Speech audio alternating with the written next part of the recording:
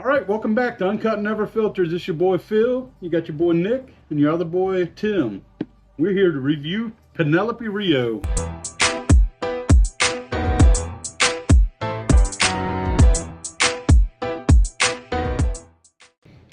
All right, welcome back. So like Phil said, Penelope Rio. So this is their juice aged 4 to 6 years, and they are going to age it, I believe you said, honey and Amberana barrels for an extra 2 years to get around a 6 to 8 year total beverage experience. So again, we look at the profile with Penelope. It's that 4-grain profile. We're looking at 74% corn, of course, 16% wheat. Of course. 7% rye and 3% malted barley. So again, I know Phil's had a sneak peek. Yeah. So Phil's taking his bottle about halfway. He's up to here right now. I have no idea how it tastes though. That's right.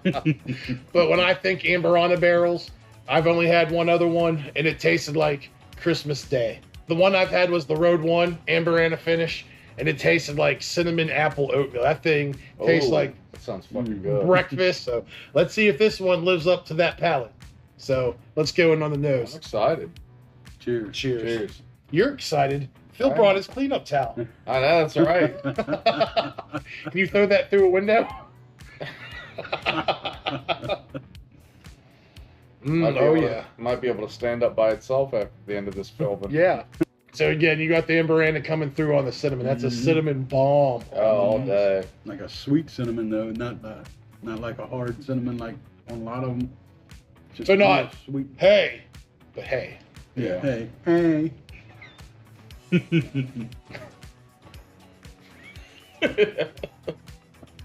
Yeah, the nose is really nice. But yeah, it's Pretty complex too. how so?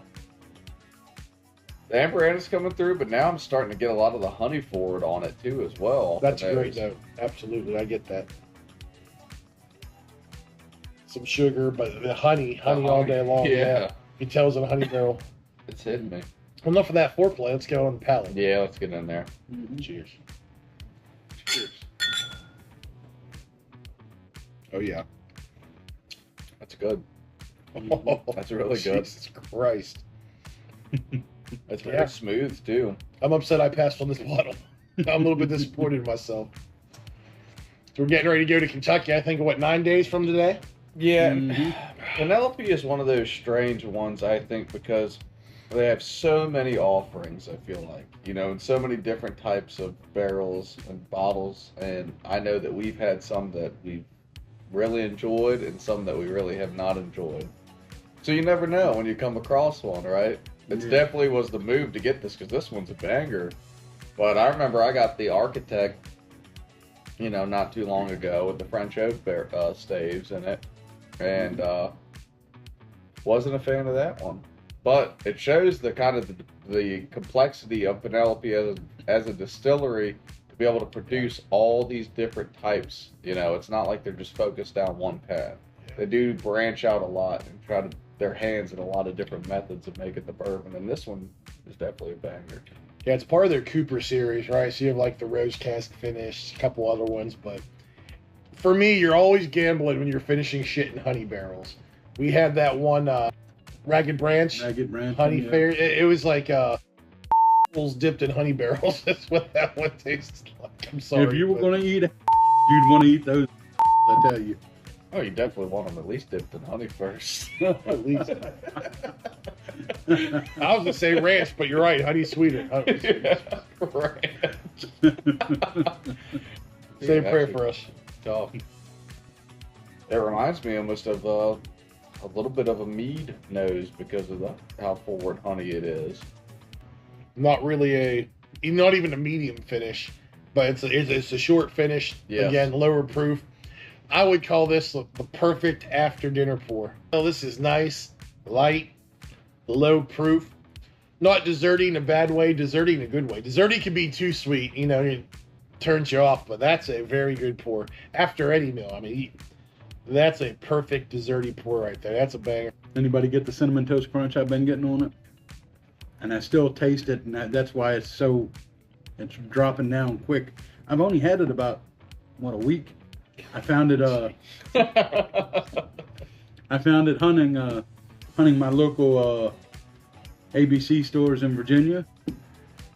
I could have gotten 5, 6 of them if I wanted them because they were throwing them out and every store had them, and it was almost like every store dropped at the same time. I grabbed this one, get it. My mom grabbed another one, got it. My mom grabbed it more, had another one in her hand. She held off. I don't know, Mom. It's $100 a piece. Maybe not another one. Maybe not a fourth. Maybe not a fifth. Ain't nobody really asking about it. Let's just leave it alone at 2. But now I'm hunting for a third one. What was the MSRP on this? It's $100 exactly. $100, Yeah. right at $100. I know the Uncut Never Filtered team wasn't too motivated about it. Yeah.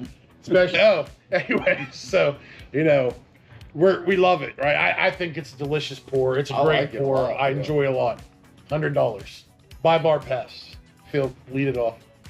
I got 1.5 bottles. I'm looking for a third one. I am by, and I'm probably going to finish this one quickly if I get a third one. But if I don't, I'm going to have to baby a little. It's a sad story, but definitely a buy. Multiple bottles. You're trying to get multiple bottles. Trying to Backup. get another backup. Yep. I'd buy it. And for me, we have a little bit of a different flavor complex on it, but for me, the honey comes so much forward. I love that flavor. I love something that has a nice honey taste and also has a lot of complexity with that, right? It's not just honey and that's all that takes over. You do have the cinnamon initially, all the smells that come from it. I'd buy it too. If I actually regret not buying one. I would love to have this at the bar. In the beginning of the episode, I talked about, man, I think I might regret not buying this. But as I sit here and enjoy it longer and longer, again, bourbon prices are batshit crazy. We see they're starting to come down. It feels like hard to get things are a little bit more easier to acquire. I mean, we never saw a bottle of this in our life until the other week, right? We've been in our bourbon journey for, at least from 1 year to 6 years. And we haven't seen this bottle before, but $100. There's a lot of things behind me right now that are cheaper than $100. Elijah Craig Barrel Proof. Smoke Eye Hill. Things that I can get a little bit more allocated like this, but they're obtainable. You can go online right now and buy Smoke Eye Hill for $80 plus shipping. So about $100, same as that, and I'd rather buy that. It is delicious. I do enjoy it. I'm going to stay at bar. For $100, there's a lot of other things I could do to spend with my money. Again, I don't mind that it's lower proof. It is delicious. It's sweet. It's a little thin on the backside. For $100, I'm going to be a pass. I'm going to be a bar on this one. A great bottle. I appreciate you, brother, for sharing the pour. Oh, yeah. Again, that's what the experience is all about. Getting what you get your grubby little hands on and sharing it with your friends, right? So you're the man for that. So, guys, what do you think? Worth the $100 note? Is it worth a Franklin? Anything else like they're similar that a little bit cheaper that you like? So if you have any other recommendations for the Amber Anna or honey finished barrels, leave us comments below. We'll see if we can acquire them and review them. Let us know what else you're hunting out there. So until next time, guys, cheers. Cheers.